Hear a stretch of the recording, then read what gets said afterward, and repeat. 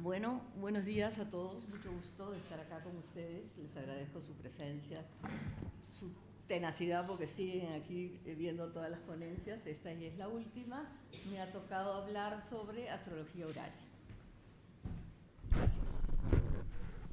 Gracias. Bueno, la astrología horaria es una rama de la astrología que se conoce como la astrología de las interrogaciones. Generalmente esta astrología sirve para hacer preguntas al cielo y que el cielo nos conteste. Pero ¿cómo funciona esto, no? La astrología horaria es una astrología que viene desde la antigüedad, desde los griegos, ¿no? Ahora vamos a ver un poco la cronología. Y la idea era que en esas épocas no teníamos las herramientas para poder levantar una carta y saber exactamente dónde estaban todos los planetas y una serie de cosas que ahora sí podemos analizar, como los planetas, los aspectos, etc. Entonces, la carta horaria en realidad es una carta simple que se levanta cuando el astrólogo entiende lo que el consultante quiere saber. Entonces, básicamente el consultante tiene que tener claro qué es lo que quiere saber y cómo transmite esa inquietud al astrólogo. Entonces, en el momento que el astrólogo comprende la pregunta, en ese momento el astrólogo levanta una carta, en el momento. Entonces, es una carta del momento que está más o menos estructurada de la siguiente manera. El consultante está representado por el ascendente y la casa 1 y el astrólogo se supone que está representado en la casa 7. Pero también hay el tema de lo consultado. Lo consultado, de acuerdo al tema, puede estar representado por una determinada casa o por un planeta. Entonces, hay, básicamente esa es la estructura. Casa 1, que es lo más importante, que es el consultante, lo consultado puede estar en cualquier casa o puede estar representado por algún planeta o también regente, un planeta regente de una casa. Vamos avanzando para… ¿esto es así? Ah, ya. Bueno, vamos a avanzar con la historia. Ya dije, ¿no?, que es una rama de la astrología, básicamente se desarrolló en el periodo helenístico. Doroteo de Sidón fue el primero que hizo una pregunta sobre un esclavo que se le perdió y el astrólogo le preguntó, bueno, Doroteo le preguntó a la persona, ¿y cuándo se te perdió el esclavo? No sé. ¿Y tienes la carta natal de tu esclavo? No, tampoco tengo. Entonces, como no tenía de dónde contestar, levantó la carta de ese momento y le dio una respuesta, ¿no? Entonces, ahí se inició la primera carta horaria, con esta cuestión del esclavo que le preguntaron a Doroteo de Sidón. Pero como dice acá, en la actualidad las cartas horarias sirven para hacer determinadas preguntas. Generalmente la gente le interesa los objetos perdidos, ¿no? Cuando pierdes tu pasaporte, pierdes las llaves, pierdes documentos, pierdes cheques, ¿no? Cosas que se te han perdido, pero también si voy a conseguir un trabajo, si voy a tener éxito en este tratamiento médico, ¿no? Una serie de preguntas, ¿no? Si mi pareja me engaña, qué sé yo, si es conveniente que lance libro, que escriba, ¿no? Son preguntas generales que la gente puede hacer y con horaria las puedes contestar. Bueno, esta es una cronología, no nos vamos a detener mucho, pero como vemos viene de los griegos, después pasaron los astrólogos árabes o medievales, y actualmente a través de el libro de astrología cristiana ya me olvidé, de William Lilly, si se puede decir, se redescubrió la astrología horaria por Olivia Barclay, del Reino Unido, ¿no? Entonces, ella fue una astróloga inglesa que relanzó la astrología horaria, luego la siguió Deborah Holding, que actualmente está en el Reino Unido, Lee Lehman y Anthony Ludwig, que son los representantes más destacados de la astrología horaria en la actualidad, ¿no es cierto? Entonces, esta es la historia de Doroteo de Sidón. y vamos a hablar de cuáles son las consideraciones en una carta horaria. ¿Qué es lo importante? Lo importante, hay un concepto que se llama la radicalidad de la carta. La radicalidad de la carta quiere decir si al levantar esta carta, la carta está relacionada con lo que se está preguntando. Y si la carta está relacionada, quiere decir que la carta es radical y por lo tanto se puede dar una respuesta. Si la carta no fuera radical, es muy difícil dar la respuesta o la respuesta puede estar equivocada. Entonces, ¿cómo sabemos si la carta es radical?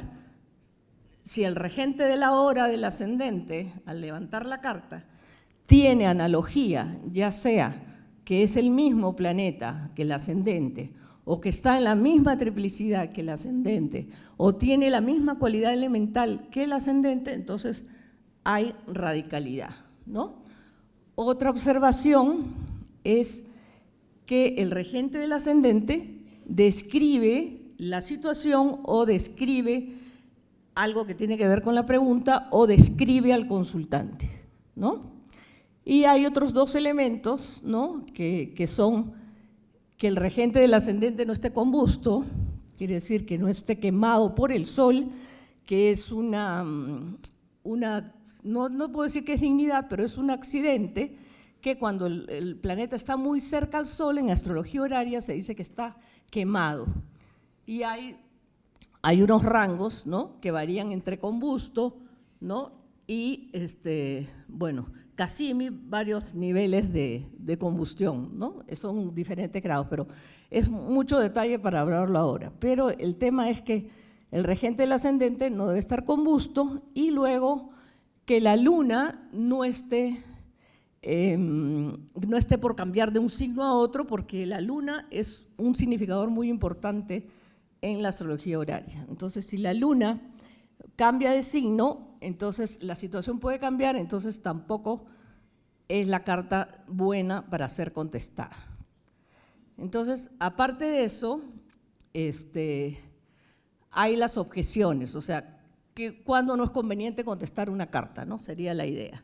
Entonces, por ejemplo, si el ascendente de la carta que se levanta está entre 0 y 3 grados, que es muy temprano para hacer la pregunta, o después del grado 27 al 30, ya es muy tarde, ¿no? Se dice que si el ascendente de la carta está entre 0 y 3, no hay elementos para contestar la carta y que mejor no se contesta. O está entre 27 y 30, que ya la situación ya pasó, entonces no tiene sentido contestar la carta. Entonces son como lineamientos para saber si contestas la carta. Ahora, en la época moderna, estos son lineamientos clásicos, pero en la época moderna cada astrólogo tiene su manera y a veces los astrólogos sí asiste muy temprano, a veces también la contestan, o a veces si está tarde también la contestan. Ya eso depende del astrólogo horario, de la experiencia que tenga y de lo que él haya tomado como norma. Las normas que yo estoy exponiendo son las normas clásicas, ¿no? Que es lo teórico, ¿no? Ya cada astrólogo decide, ¿no? las cosas conforme a su experiencia. Entonces, otra de las cosas es que Saturno, esto también es clásico, está en casa 7. Si Saturno está en casa 7, dicen que al astrólogo no le van a creer. Entonces, el prestigio del astrólogo puede caer y el astrólogo decide no contestar. Ese es otro impedimento. Luego, si Saturno, que representa al astrólogo, está en el ascendente o está retrógrado, tampoco indicaría que puedes interpretar la carta o sería un no a la carta. Y otra de las cosas que dicen es que el consultante tiene que tener una intención real y verídica en la pregunta, o sea, no puedes preguntar cualquier cosa al cielo. La idea es no molestar al cielo por tonterías. Entonces, la idea es que la pregunta sea realmente una necesidad del astrólogo, del consultante, y que se deba contestar, ¿no? No vas a contestar tonterías. Esa es otra consideración de los antiguos. Incluso había un astrólogo, que no me acuerdo si era William Lilly o Valens, que mandaba a la persona a meditar sobre la pregunta y al otro día venir a consultar. Le dan mucha importancia. Bueno, en esta astrología es una astrología de luz. Entonces, la luna tiene mucha importancia. Entonces, vamos a decir más o menos por qué la luna es importante. Y cuando la luna está mal o está afligida, a veces la respuesta es no o no se puede contestar la pregunta. Entonces, si la luna se encuentra en vía combusta, que ya sabemos que la vía combusta es entre el grado 15 de Libra y el grado 15 de Escorpio, este periodo de los signos en estos grados, sabemos que está la caída del sol, ¿no? Está el exilio de la luna y los maléficos, al contrario, se encuentran bien en esta vía combusta. Por lo tanto, no es conveniente contestar la pregunta si la luna está en vía combusta o también si la luna está en signos de caída o de destierro, ¿no? Como son Escorpio y Capricornio. Y los antiguos también consideraban a Géminis como un mal signo para la luna porque es el signo 12 de la casa de la luna, que es Cáncer.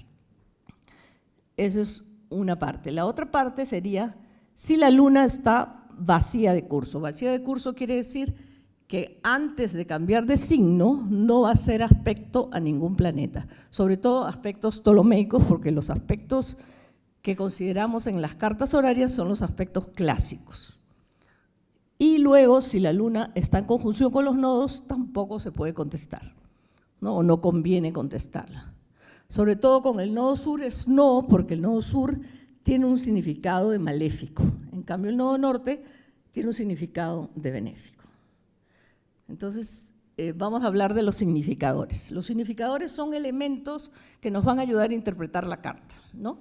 Entonces, el empleo de significadores es importante y para eso utilizamos las regencias tradicionales, que son, bueno, ahorita las vamos a ver, ¿no? Usamos regencias tradicionales, no usamos planetas transpersonales, o sea que ni Urano, ni Neptuno, ni Plutón dan información directa de la respuesta, aunque en la actualidad hay astrólogos modernos que sí utilizan como complemento los transpersonales, ¿no? Pero lo clásico es no utilizarlos.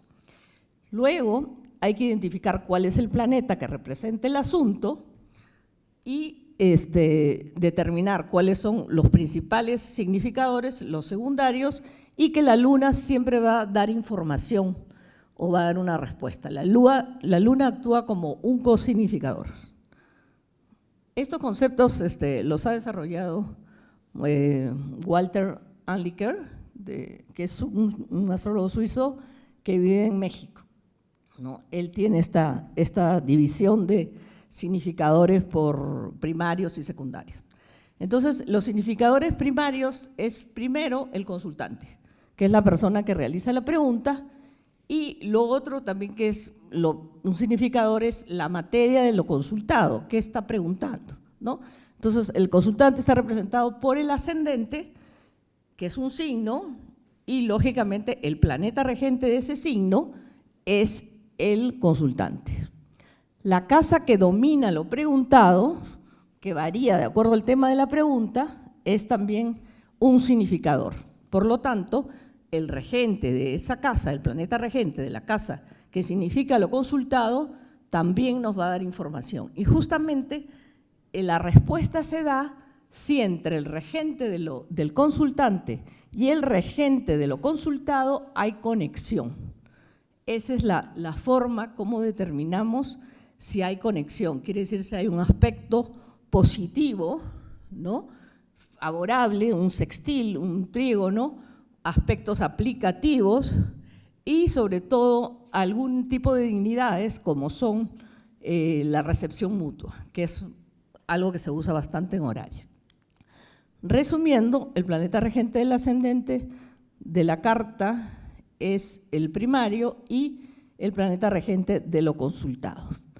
Los significadores secundarios, ¿qué son? Son los planetas que pueden estar en el ascendente, que también van a dar información de la situación, o los planetas que pueden estar en la casa de lo consultado. Entonces, como que complementan un poco la información para poder dar la respuesta. Entonces, un significador secundario puede ser un planeta que tiene cierta información sobre la pregunta, ¿no? Sobre la materia tratada. son los ocupantes de las casas, ¿no? Ahí está. Entonces serían 2. Y el tercero, que es la luna, que la luna sí es de vital importancia porque es el corregente del consultante y se utiliza mucho para saber cómo va a funcionar esta carta. La luna te habla del pasado, de lo que acaba de pasar cuando la luna vemos que ha hecho aspectos a otros planetas y también lo que va a pasar si avanzamos en el tiempo y vemos qué aspectos va a ser la luna, ¿no? Entonces la luna es lo más rápido, denotan lo ocurrido, lo que va a ocurrir, actúan como un corregente del consultante, afirman el motivo de la pregunta. A veces la luna demuestra la situación del consultante. Por ejemplo, tienes una luna que está, por decirte, en el ascendente, ¿no? En un signo que no es afín a la luna, que no sea un signo de agua, por ejemplo, un signo de tierra, y está cerca a Mercurio. Entonces tú dices, bueno, la persona está muy interesada en esta situación, el tema le interesa mucho, Mercurio a veces tiene una correlación con el hijo, entonces dice, sí, ella manifiesta una preocupación por su hijo. Entonces la luna como que da información también del estado emocional del consultante, ¿no? Describe objetos y animales o personas, informa sobre acontecimientos anteriores, que ya lo dije, y también indica la resolución del asunto, porque el movimiento de la luna va a decirte si sí o si no, ¿ya? Y eso lo vamos a ver ahorita más adelante. Ahora, esta astrología horaria tiene los planetas, las casas, tienen un simbolismo adicional y especial, diferente a veces al simbolismo natural de los planetas y las casas en astrología tradicional, ¿no? Entonces, por ejemplo, el Sol, si estás preguntando, por ejemplo, por tu jefe, si estás preguntando por tu padre, si estás preguntando por cosas de valor, el Sol va a significar eso, ¿no? Entonces, eso es para identificar los objetos o las personas por las cuales uno consulta. La Luna está representada por las reinas, niñeras, carteros, portadores de mensaje, viajeros. La luna representa la plata, los objetos cotidianos, la madre, ¿no? Son significadores, ¿no? Mercurio habla de mensajes, de comunicaciones, de cartas, de documentos, de personas que son oradores, de matemáticos, tarjetas de crédito, libros, hermanos. Todo eso significa Mercurio en la carta horaria. Venus son las mujeres, también es el arte, la música, los artistas, la joya, ¿no? Los objetos de adornos. Marte representan los hombres, conquistadores, a veces tiranos, soldados, peluqueros, carniceros, médicos, sastres, ¿no? Todo lo que, las profesiones que cortan. Júpiter, la casa 9, curas, obispos, jueces importantes, abogados, trabajadores de la lana, que es un concepto antiguo de William Lilly. Saturno representará a los ancianos, monjes, mineros, plomeros, constructores, granjeros, porque tenía que ver con la agricultura, antes Saturno, ¿no? Era la hoz, barrenderos, pastores y la industria del cuero, que también es un concepto de William Lilly. Y las dignidades, vamos a pasar rápido, no sé cuánto tiempo tendremos. Las dignidades son las dignidades que conocemos como mayores y menores, ¿no? Una es la regencia, hay que ver si el planeta, la calidad del planeta, o sea, cuando evaluamos el significador como planeta, ese planeta puede estar, como se dice, o bien o mal, o afligido o en buen estado celeste. Entonces, para eso tenemos que saber las dignidades y ya las dignidades las conocemos, ¿no? Es la regencia, que es donde está el dueño de la situación, ¿no? Él es el que decide. La exaltación, que le da honores. La triplicidad, ¿no? Se refiere, tiene que ver con las cualidades, ¿no? Con los 4 elementos y también tiene que ver con las sectas, ¿no? Ya no vamos a entrar en describir qué cosas son las sectas porque ya no avanzaríamos demasiado, pero todo este sistema de regencias en astrología horaria es muy importante. La persona tiene que saber todo lo que son las regencias, las horas, las triplicidades, incluso se utilizan los decanatos, ¿no? Que ya sabemos que son la división de un signo por cada 10 grados que responden a las 36 divinidades egipcias, ¿no? Que en la época antigua, cada periodo de tiempo del zodiaco se le rendía culto a cierta divinidad desde Egipto. De ahí surgieron los decanatos o los decanos, que son los señores de cada uno de estos 10 grados. Luego también tenemos el regente de la hora, parecido a lo de astrología electiva, donde también la hora es importante porque la hora da información, ¿no? Es lo mismo, la misma situación de las horas. Y lo último es, bueno, y ahí con la hora terminamos las regencias mayores y menores. Hay que saber la calidad del planeta, para eso es importante saber el estado celeste a través de las dignidades mayores y menores. Este es un cuadro que hemos sacado del internet, donde para poder tabular la fuerza del planeta o la debilidad, utilizamos esta tabla, ¿no? Donde están los domicilios, la exaltación, la triplicidad, los decanatos y los términos. En este caso se usan los términos egipcios, pero hay 4 autores de términos. Tenemos los términos de Ptolomeo, los términos de Doroteo, los términos egipcios y al final los términos de Valens. Entonces, el astrólogo debe decidir qué tipo de términos usa, ¿no? Generalmente los clásicos utilizan los términos egipcios.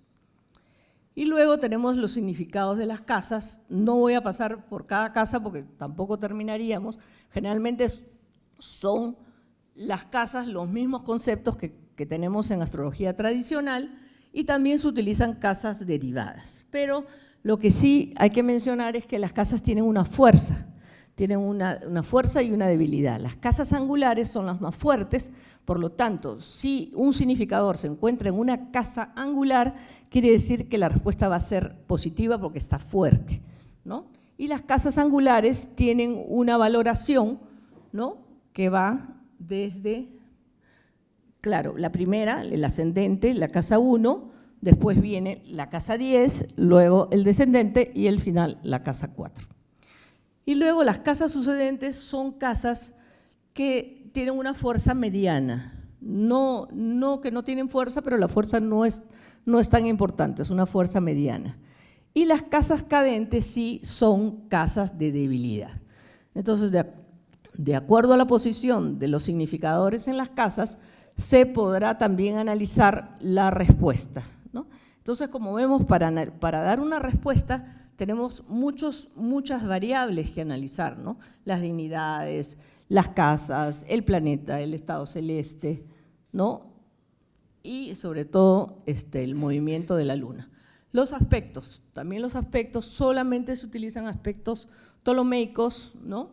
El 0 grados es una conjunción corporal, no es un aspecto. Se usa el sextil, que es benéfico, el trígono, que también es benéfico, la cuadratura significaría problemas y la no posibilidad, y la oposición también significa que no. Aunque ahora algunos autores dicen que la oposición es dual, que puede ser un complemento, y cambian un poco el sentido tradicional, que la oposición quería decir que no, que había enfrentamiento. Ahora, también en los aspectos consideramos cuando el aspecto es aplicativo y cuando es separativo, ¿no? Cuando es aplicativo, sí se va a dar una buena respuesta, o sí se va a encontrar a la persona, o sí va a aparecer el dinero, y cuando es separativo quiere decir que ya hizo contacto y que ya no se da el aspecto. Entonces la respuesta sería no. Entonces también hay que considerar si es aplicativo, si es separativo, y también hay que considerar los orbes, ¿no? Los orbes son los orbes clásicos, los orbes del Sol de 13 grados, la Luna de 12, ¿no? Júpiter de 8, son orbes amplios, ¿no? En este caso no he puesto los orbes porque ya la ponencia sería muy larga, pero de todas maneras lo menciono. Los nodos tienen también un significado. Si un significador, un planeta que tiene que ver con la respuesta, está en conjunción con el nodo norte, quiere decir que sí, que va a ser algo benéfico, que va a pasar.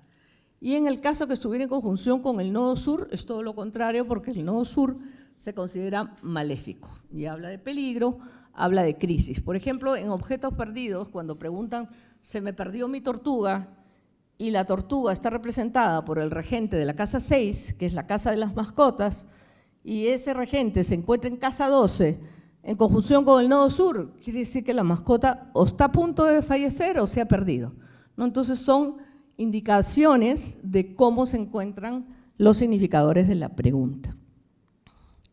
Y para terminar, en la parte de los planetas cuando están retrógrados generalmente actúan frustrando el contacto, ¿no? Porque un planeta está retrograda y en ese momento cambia de sentido y hace que lo que se iba a dar se frustre. Entonces, generalmente, cuando un planeta está retrógrado en una pregunta, quiere decir que la persona se echó para atrás, que ya no piensa contratarte, ¿no?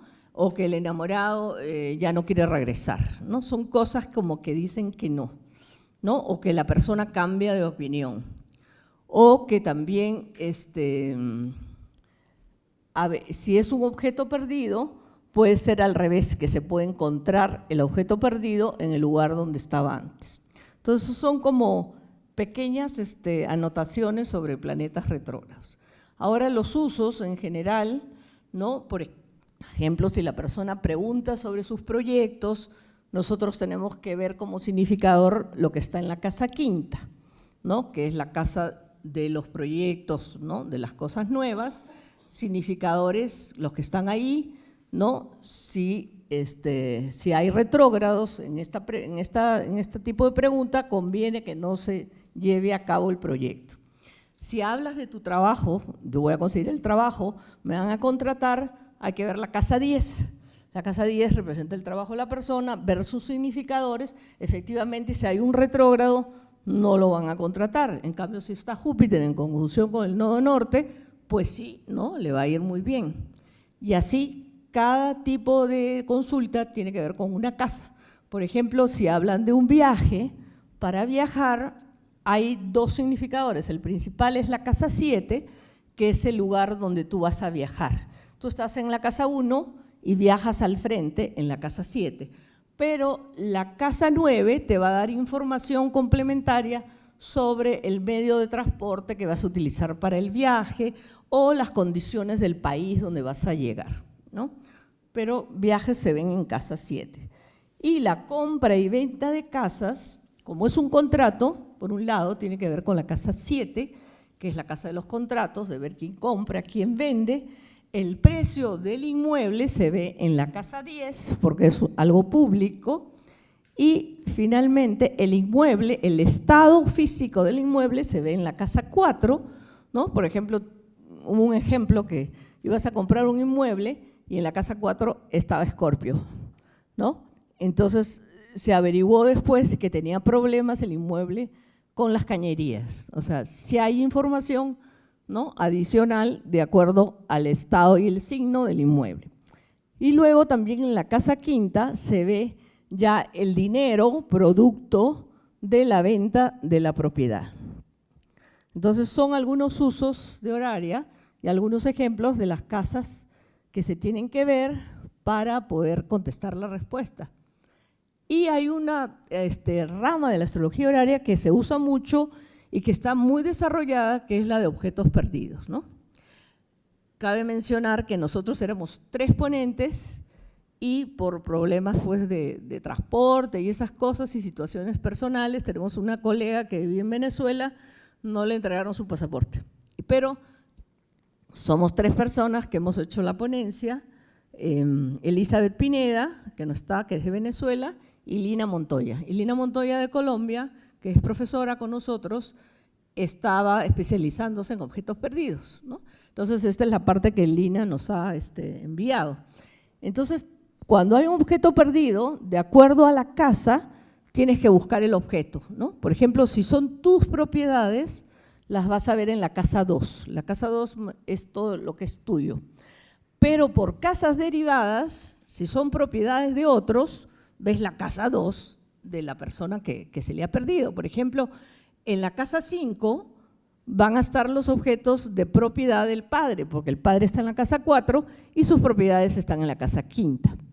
Y así, por derivadas, vas tú analizando, ¿no? Si tienes, por ejemplo, si tienes los objetos perdidos de tu hijo, que se le perdió un juguete, que se le perdió su laptop, que se le perdió su pan, lo que sea, van a estar en la casa 6, ¿no? Que es una casa que representa los objetos del hijo, pero también en la casa natural de los animales. Acuérdense que en astrología antigua los animales menores se encontraban en la casa 6 hasta la altura de una vaca, decía William Lilly, de una cabra, y los animales más grandes en la casa 2, ¿no? Que son mucho más grandes. Y los objetos perdidos de la pareja se van a ver en la casa 2, derivada de la 7, entonces se ven en la casa 8. ¿No?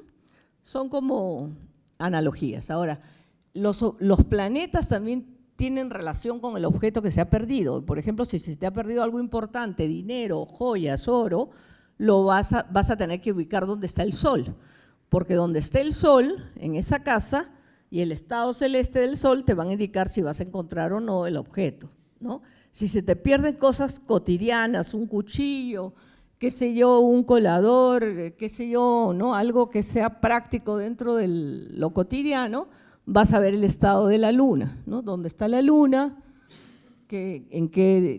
¿Cómo está dignificada, ¿no?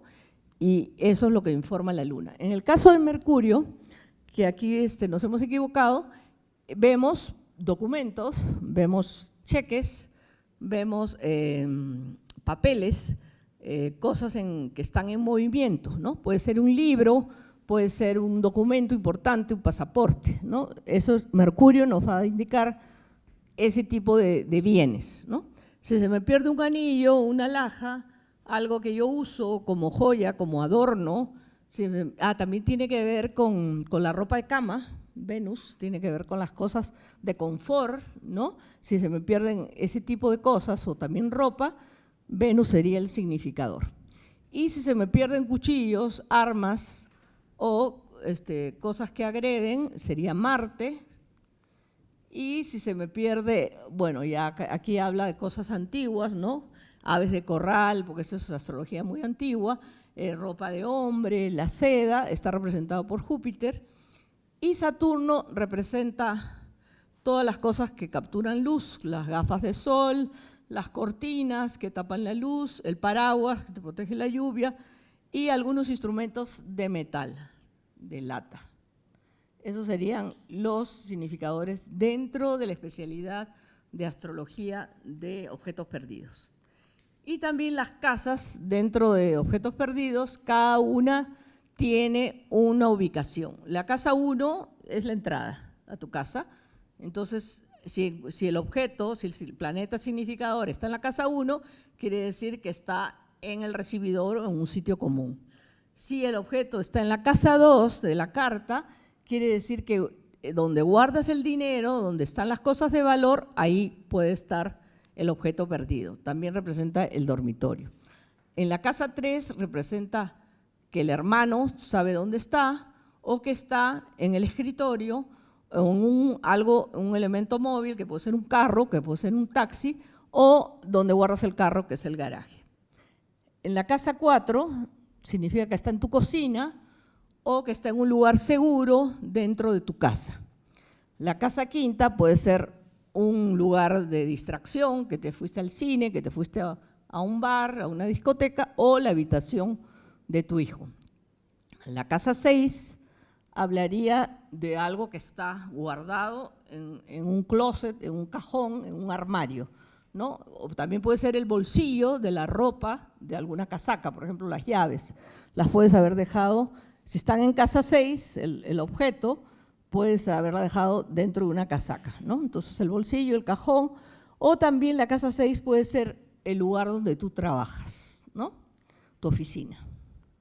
La casa 7 representa o el dormitorio o que tu pareja sabe dónde está el objeto. La casa 8, como es una casa de crisis, generalmente habla de que ya el objeto es irrecuperable, o que está en el baño, o que está en un lugar escondido, en un sótano, en algo que está fuera de tu alcance, ¿no? O que se ha caído por un desagüe. La casa 9 representa un colegio, un centro educativo, el avión, una iglesia, una universidad. La casa 10, el lugar de negocios donde tú trabajas, o también un estudio. La casa 11 puede ser un local social, un lugar de reunión general, o que un amigo tuyo sabe dónde está el objeto. Y la casa 12, realmente cuando el objeto está en casa 12, generalmente dice que ya se perdió, porque la casa 12 está fuera de tu alcance y está todo lo que está oculto. Entonces, esas serían las consideraciones dentro de esta especialidad. Quería preguntar, ¿cómo estamos de tiempo? ¿Estamos bien? 5 minutos, ya, gracias. Entonces, aquí dentro de las preguntas también utilizan también los elementos como indicadores de información, ¿no? Entonces, por ejemplo, si el significador se encuentra en un signo de aire, dice que está en un lugar elevado, que está algo que está colgado, ¿no? Si se encuentra en un signo de fuego, hablaría que está en un lugar cerca al calor, que puede estar en la cocina, que puede estar cerca de la chimenea o en una parte superior de una habitación. Si está en un signo de agua, hablaría que está cerca a un baño, a una cañería, ¿no? A un ducto, algo donde haya movimiento de agua. Y si está en un signo de tierra, puede estar cerca del suelo, en el jardín o enterrado bajo la tierra. Entonces, hablan también de que los elementos dan información. Ahora, aquí ya hay un análisis más detallado de elementos por, si es fuego, Aries, Leo, Sagitario, ¿no? Que lo vamos a pasar porque para no demorarnos tanto. Y vamos un poquito a los ejemplos para conversar, ¿no? Entonces, yo he tomado unos ejemplos del libro de Walter Anliker, ¿no? Por ejemplo, este ejemplo, lo que pasa es que ahí ya no veo nada, pero bueno, vamos a ver. Acá debo tener mis apuntes. Ya, el primer ejemplo como casos, porque siempre es bueno dar un ejemplo para darnos una idea, ¿no? Entonces, el primer ejemplo, le preguntan al astrólogo, ¿me van a dar un préstamo?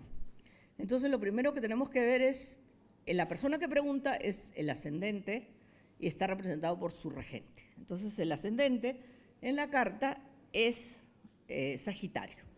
Quiere decir que la persona que pregunta está representada por Júpiter, ¿no? Y luego, el préstamo en astrología horaria estaría dado por la casa 2 de la casa 7.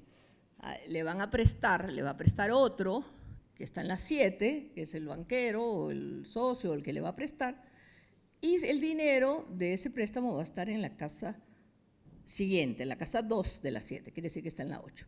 Por lo tanto, en la casa 8 está en Cáncer, se encuentra Júpiter, que es el regente del consultante, del que hizo la pregunta. Entonces vemos que la relación entre el que pregunta y el préstamo, ¿no?, están determinados entre la relación entre Júpiter y la Luna, porque la Luna es el regente de la casa 8. Entonces vemos que, si bien es cierto, cada uno está en la casa del otro, vemos que hay una cosa que se llama recepción mutua, y esa recepción mutua hablaría de que la Luna recibe favorablemente al consultante. Entonces, la respuesta sería sí, ¿no? De esa manera es fácil.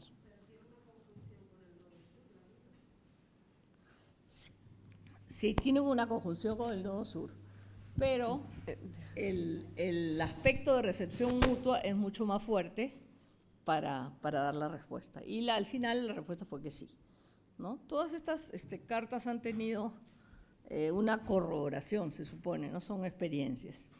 Ahora, lo mejor es tomar cartas ya publicadas de autores especializados, ¿no? Para poder demostrar la verdad de la carta, ¿no? Después tenemos otro ejemplo.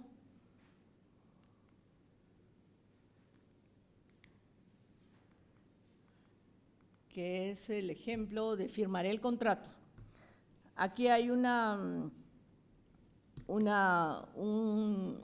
característica o una forma que se llama pérdida de luz, ¿no? En este ejemplo. Aquí el ascendente, el que pregunta, es Venus, porque es el regente de la casa 1, que estaría preguntando si va a firmar el contrato.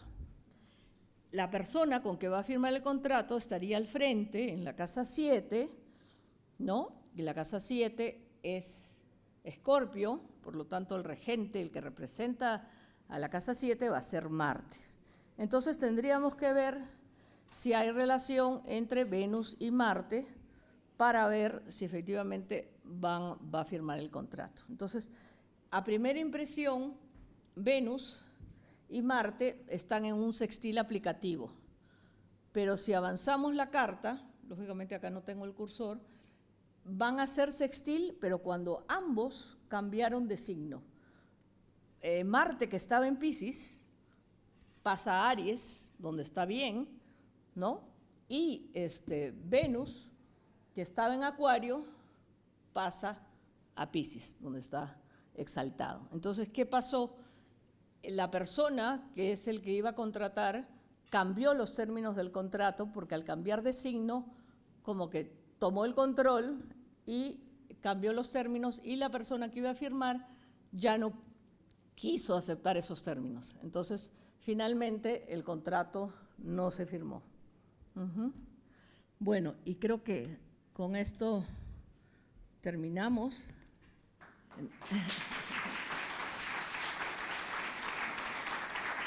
Aquí estamos, aquí estoy yo, aquí está Elizabeth, que también participó, y Lina, ¿no? Es que estamos las tres que hicimos la ponencia. Muchas gracias por su atención.